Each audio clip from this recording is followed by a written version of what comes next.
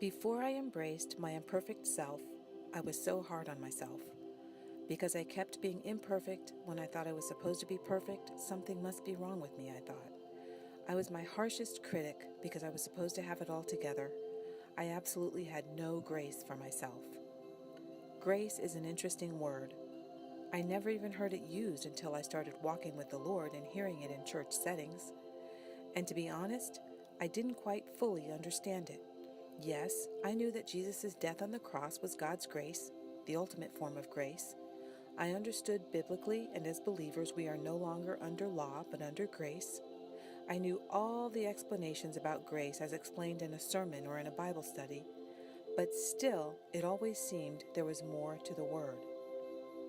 I saw grace as a theological word, or a word reserved for pastors in their sermons, but still, it always seemed something was missing from my understanding of grace. I knew I wasn't fully grasping its meaning, not until I heard it used by a writer who happened to be a non-Christian. This writer said, "I learned to give myself grace and let go of perfectionism because perfectionism hinders my creativity." She wasn't giving a talk about grace or explaining the meaning of grace, but was simply using it in a sentence. But wait, isn't grace a Christian word?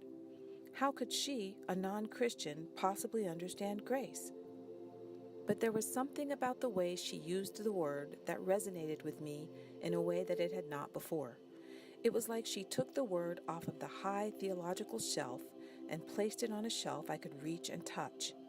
It was no longer a set-apart word used only for theological explanations or to explain the difference in the Old and New Testaments. This woman made it a word that I could relate to personally.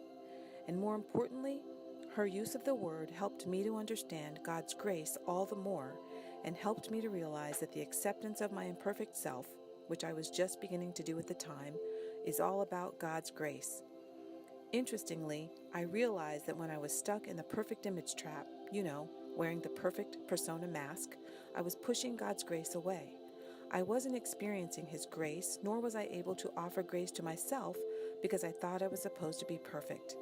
But grace is about acceptance and love despite our flaws. God's grace is unmerited and undeserved favor towards us. God offers the ultimate grace to us, and we in turn are to offer grace to others and ourselves.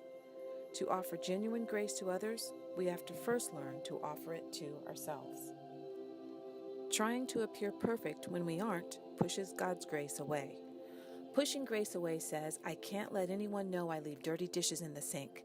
I can't let anyone know I have anger issues, that I'm controlling, that my house is a mess, that I'm struggling as a mom, a wife, a women's ministry leader, a pastor's wife. I must keep smiling. I have to look like I have it together all the time. When you condemn yourself because you don't measure up to your or someone else's standard of perfection, you don't allow yourself to experience grace. This was an excerpt from The Blessings of Imperfection, a 5-day email course.